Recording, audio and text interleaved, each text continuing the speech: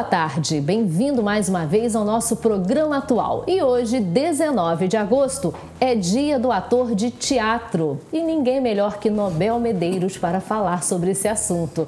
Você é um ícone, né, do teatro aqui da nossa região e precisa falar um pouquinho dessa história. Como é que essas coisas começaram? Como é que o teatro, né?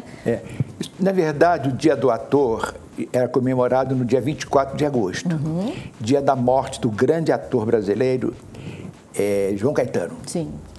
Mas o que aconteceu foi o seguinte, um grupo de atores liderados por Jaime Costa, Procópio Ferreira e uma atriz chamada Itá Ferreira, com mais um conjunto de atores daquela época famosos, tentaram entrar no Palácio do Catete com umas tochas acesas para pedir ao presidente da República, que era o Getúlio Vargas, para que olhasse com mais carinho pela classe artística. Aí o Getúlio, ficando muito sensibilizado com aquilo, porque o Getúlio também participava muito dos movimentos culturais naquela época, ele fez um decreto e no dia 19 de agosto ele oficializou a profissão do artista, o decreto. E aí então passou a ser o dia 19 de agosto, o dia do ator. Agora, o teatro, né, Nobel, você que vive isso, né, acho que desde a barriga da sua mãe, no mínimo. É difícil hoje. Como é que um ator precisa começar? O teatro ainda não é muito valorizado, né, no Brasil. Na verdade, eu acho que isso tudo tem uma origem, é um princípio na história. Eu, por exemplo, posso me considerar uma pessoa muito feliz porque quando eu era criança, eu tive toda uma informação. Eu tinha uma tia que ela me levava sempre no Teatro Municipal. Porque ela era uma mulher intelectual, ela era pianista profissional e ela tinha acesso muito ao Teatro Municipal. Me levava para ver balé, teatro, enfim, ópera. E aquilo criou um hábito em mim. Eu acho que tudo é questão de hábito. Essa coisa vem da origem do negócio. Se você foi criado dentro de um ambiente cultural, automaticamente você se interessa muito. Não só o teatro, como a leitura, tudo isso é importante desde criança. Então, é por isso que eu acho que a base toda está na criança. Compreendeu? E aí a gente depois vai comer... Porque, na verdade, artistas, nós todos somos atores no palco da vida. Mas quando a gente aborda o teatro como ator, palco interior, aí o ator precisa ter qualificação. Entendeu? Precisa estudar, né? Estudar. E o João Caetano foi um dos artistas que mais tentou dar essa informação para os atores. A valorizar o trabalho do artista, o ator tinha que ter informação. Tanto que ele criou um livro chamado Lições Dramáticas, que era a base do teatro, na verdade.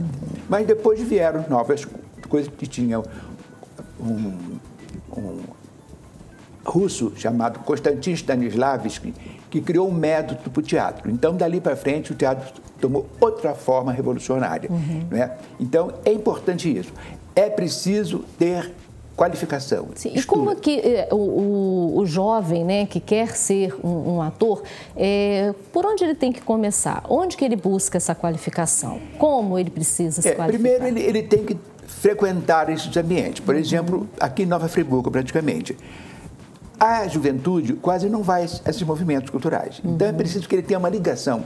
Eu, por exemplo, comecei quando eu estava fazendo o meu ginásio no Rio de Janeiro. Havia um grupo de teatro na escola e eu participava desse grupo. E ir lá me interessei por essa profissão.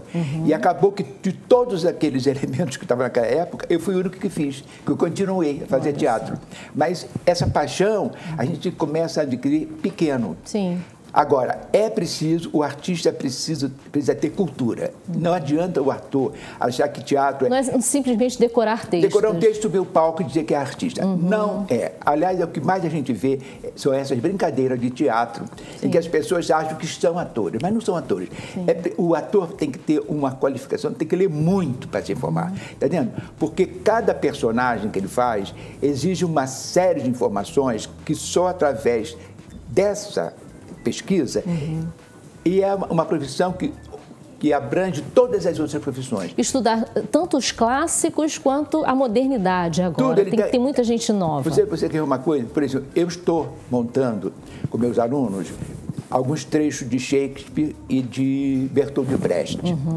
Aí tem uma cena de uma rainha, do Ricardo III, em que eu dei o papel para a atriz e ela disse assim, mas eu não estou entendendo nada.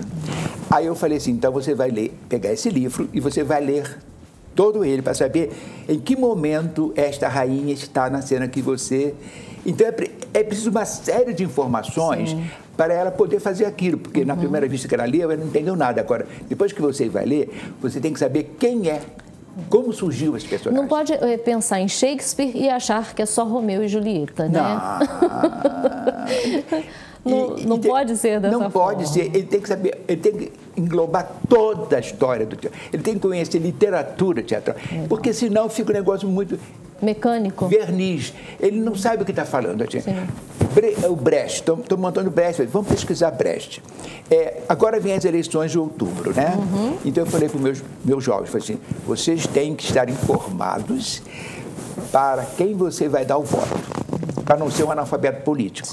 Então vamos ouvir Brecht, vamos entender o que ele está querendo dizer naqueles textos. Entendendo? E olha, fazer debate, né? Uma roda de estudos. É um negócio. O teatro é tão envolvente, o teatro é tão transformador, que se o governo tivesse consciência, em cada colégio tinha teatro. É verdade. Porque eu vejo lá nos meus alunos, eles chegam desinformados de quê? 2 meses depois, eles estão tão envolvidos. A aula de artes não precisava ser só no papel, né? Não. A artes engloba música, teatro, tantas outras coisas. Então fica um negócio assim, o jovem também está um pouco perdido, não tem sentido. Tem que ser direcionado também. Então, quando eu vejo lá, pelo WhatsApp que eles escrevem, tomara que chegue sábado para chegar a aula de teatro. Então, eles ficam a semana inteira esperando aquele momento que ali eles se encontram. Eles ficam 4 horas juntos e discutindo. Quando acaba a aula, eles querem ir para a minha casa procurar na internet coisas que, olha, impressionante como o negócio funciona. O interessante é ter, assim, um professor entusiasta que busque, né, no seu interior todo esse gosto. Infelizmente, o nosso tempo é curto, Nobel.